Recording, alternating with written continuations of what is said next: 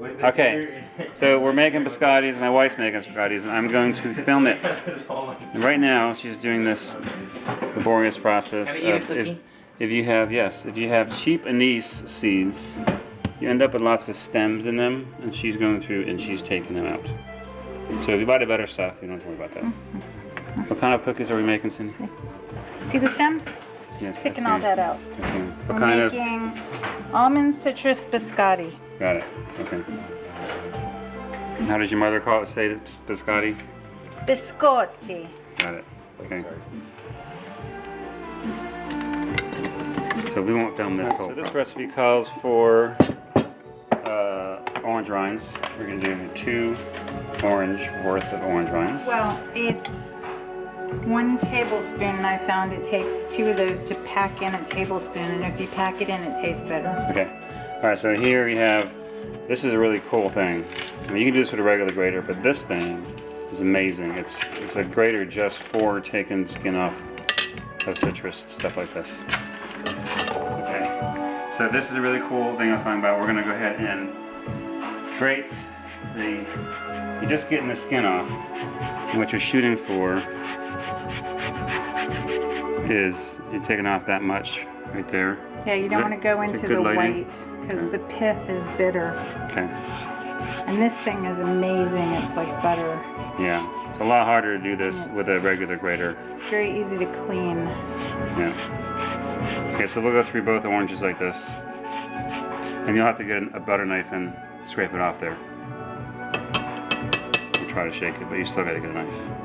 Yes. Okay. Okay, they say baking is an art and baking is a science and cooking is an art.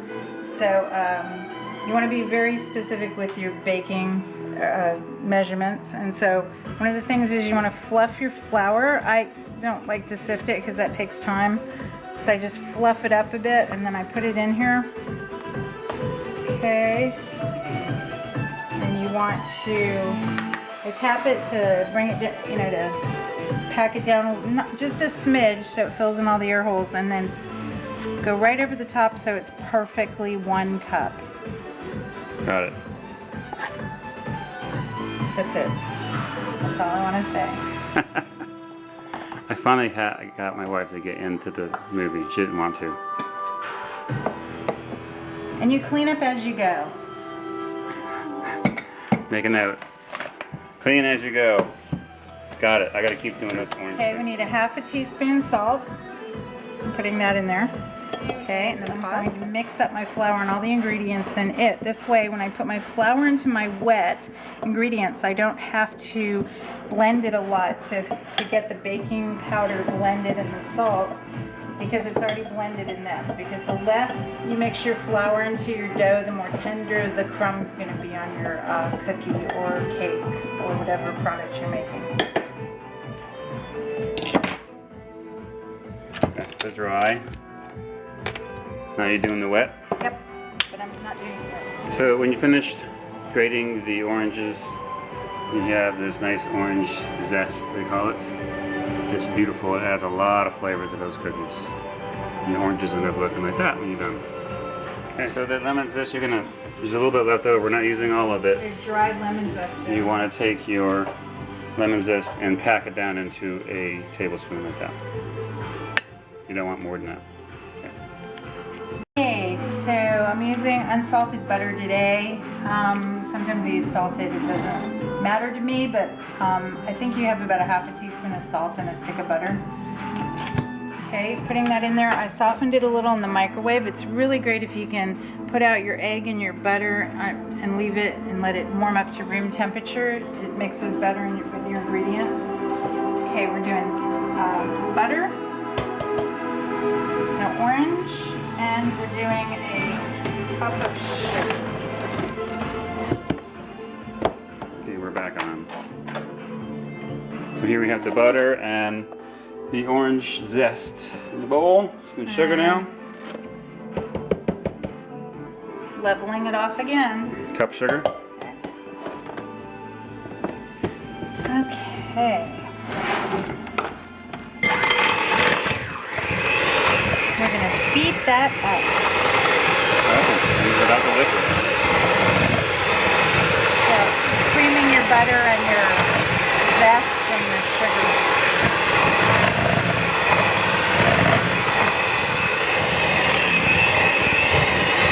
And if you're going to do a lot of mixing of your ingredients, you want to do it in this area of your mixing, not with your flour.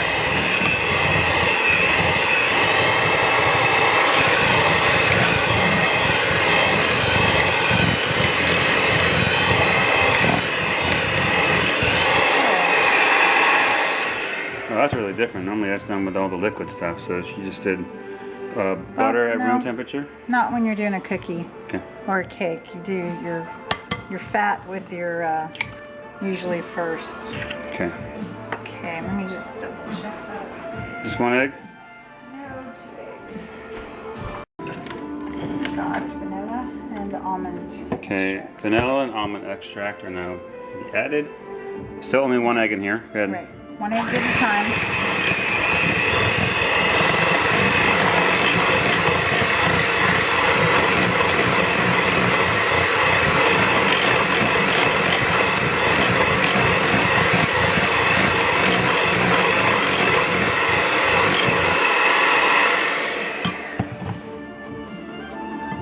Keep calm and bake on.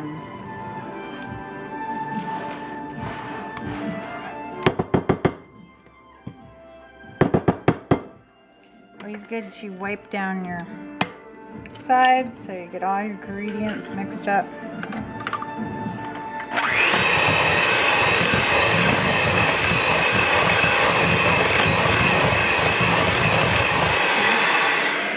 Let's put our... So that was your second egg.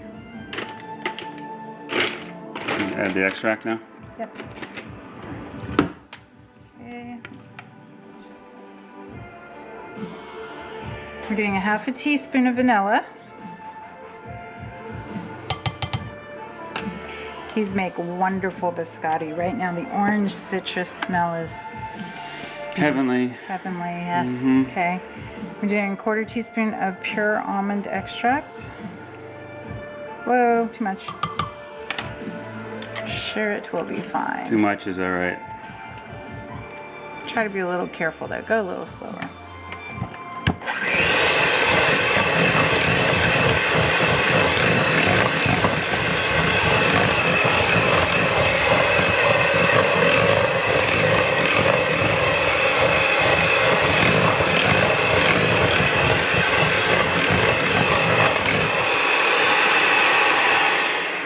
Okay, now while I'm mixing the flour in, do you want to chop the almonds or do you want Sure. to do that separate? I will chop the almonds. So I'm going to work on chopping up the almonds. I'm going to use this little tiny blender thingy here. You're going to have something like this. I've done it where you can take a really big Ziploc, put the almonds inside the Ziploc, seal it up, and then smash it with a meat tenderizer or flat end of a meat tenderizer. Or you could just use a cutting board and a knife and go it that way. But this is going to be really fast. We have whole almonds, bought economically at BJ's. And they work great. We're going to do this a few times. Not put in more than that much at a time. How many almonds we're doing total? 1.5 cups. Yeah. 1 cup. All right, you ready? Ready? Mm-hmm.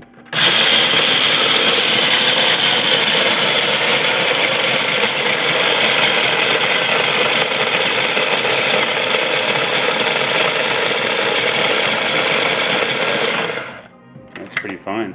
Okay, let's see. Oh, it's not. Interesting. Okay. Yeah, you can make almond flour this way. It's a very economical way to make almond flour, which is very costs a lot more in the store. Good stuff too. Just by grinding it up, and actually grinding it in a coffee grinder to make almond flour. Okay, we're gonna add our flour in, and so I'm gonna put it in there because kind of old-fashioned, and I like a hand beater. I find it poofs everywhere if I start beating it, so I'm just gonna do this till it gets a little too hard to to stir in, and then I'll beat it.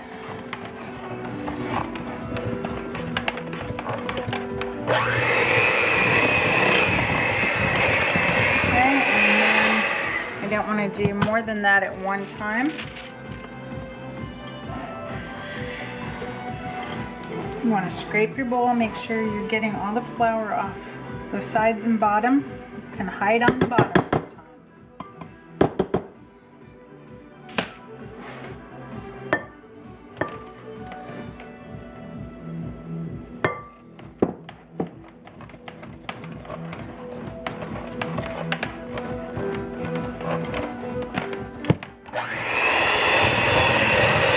That kind of gets poofy there.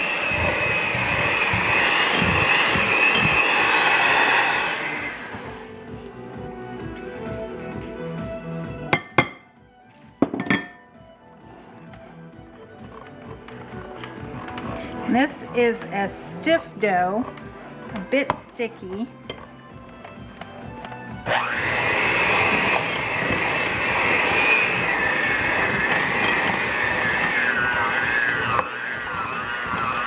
And although baking is a science, you have times when you have more humidity and it affects the flour and how much the flour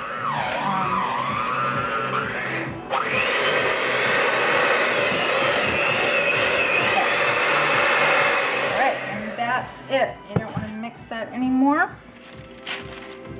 Also, it will make a tough cookie. And although this is a biscotti and it is a tough cookie, it's a crunchy cookie.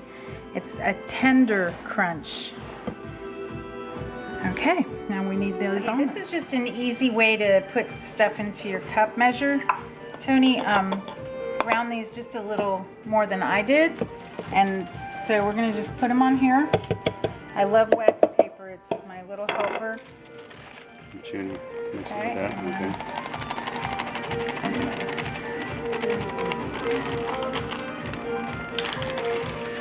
Alright, so we just need to do a little bit more. Okay, we got our cup. I'm just going to pour that in here for right now. Okay, and we just need to do another bit. And then there's the other half cup.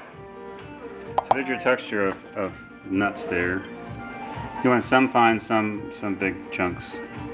Okay, and I'm going to switch. I found when I do my pezzettas, which is kind of like a biscotti, if the chunks are too big, when you go to slice them, it messes up your slice and you get a big chunk that falls out. Alright, let's hope this will work. Okay, so this is a pretty stiff dough and the almonds just make it really stiff.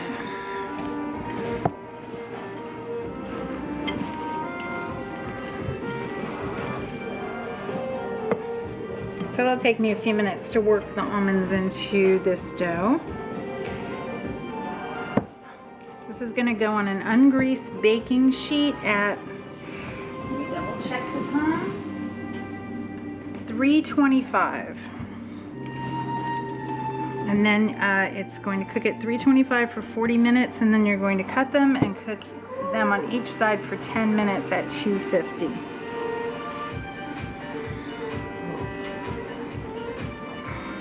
Okay, I'm now going to lay this out. My cookie sheets, 14 inches by 3 inches. So what I do is I kind of glob my dough on there. And it is an ungreased cookie sheet. Yep.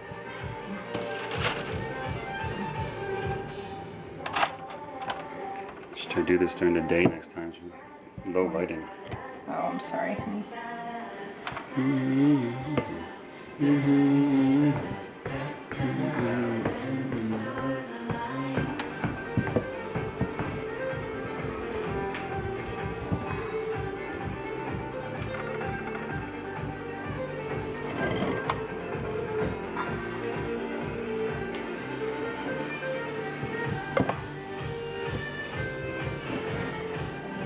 Alright. So I want to do it 14 inches by 3 inches. So I just measured to see what my guideline is there. It's about that wide. I'm just pushing it around around, making it even, so when I cut my cookies, I have... What is that?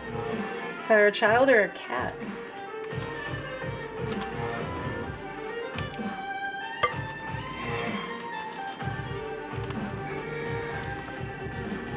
Oh gosh, it's sticky.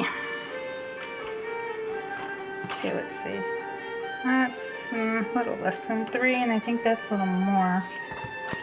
It's definitely not 14 inches yet. And I find you want to square off your ends, or else if you round them, you end up getting a cookie that you end up having to eat. Oh darn. Yes, that happens a lot. And I found too that by kind of, you know, like moving it around, and you're going from having like separate pieces into one log, which helps when you cut it.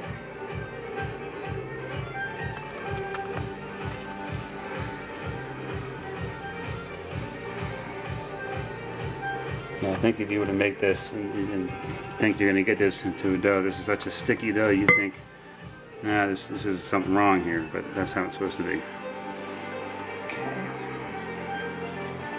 Okay, do you want to keep filming? Or? Sometimes, you know, she was using that wooden spoon, but sometimes you have to use your fingers in there to I just gave up. get it It's too just sticky. right. I can't make it do what I wanted it to do. I'm going to mold it. I would guess that probably if you wet your fingers, kept wetting your fingers, this would be helpful. Okay, so we have our logs. That one's not quite 14, but this one, they're going to come out a little bigger than they usually do, but that'll be okay. Yeah, You sure. don't need to be so specific. Okay, we're going to put them in the oven.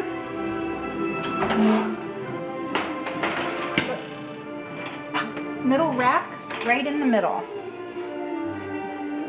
So that's 325 for 40 minutes. Right. We will be back, sure. The dough is amazing. 40 Lovely. minutes? 45 minutes? 40. 40 minutes, okay.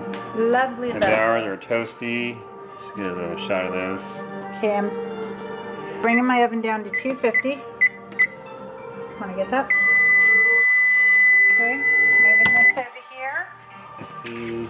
And I'm pretty strict about this. I'm going to cut them into 3/4. I'm going to switch sides. Get the bottom up. Okay. Okay. That one looks a little more than 3/4. Let's just cut the edge off that. Ow. I usually eyeball this part, but You're laughing at my pain. she likes to use the ruler.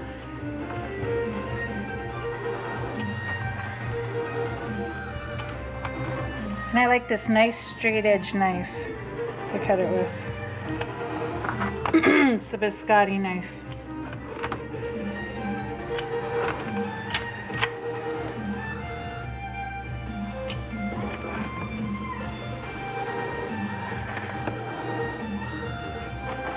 So when I told my Italian mom I was making biscotti, she said, Biscotti, biscotti, what's that? She went, oh, biscotti. So unless it was said right, it didn't mean the same thing to her. That's the little rounded edge I was talking to you about. Okay, so I guess I could cut them first and then do the the side of them, right? So that's a neat little trick there with that knife.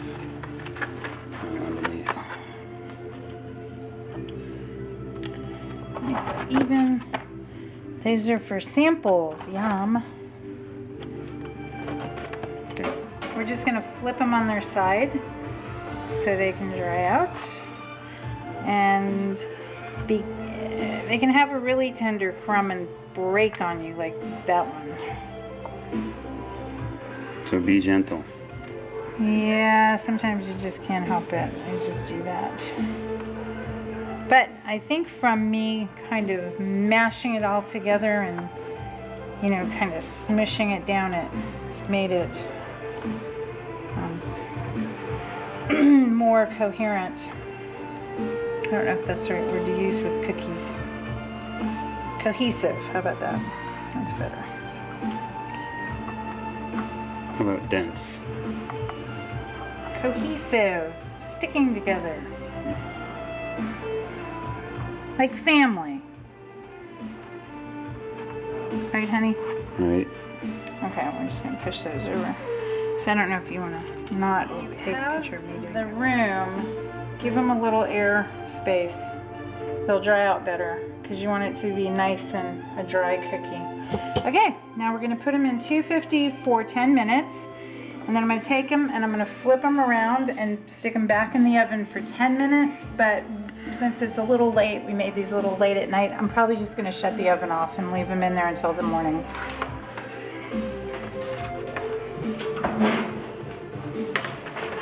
In they go, yum.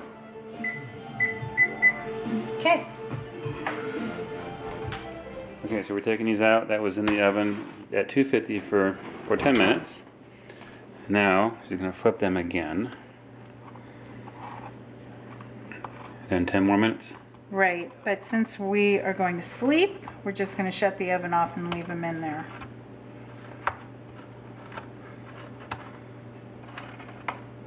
Okay, so she'll flip those. Back in they go, and in the morning, we'll come back and check them out.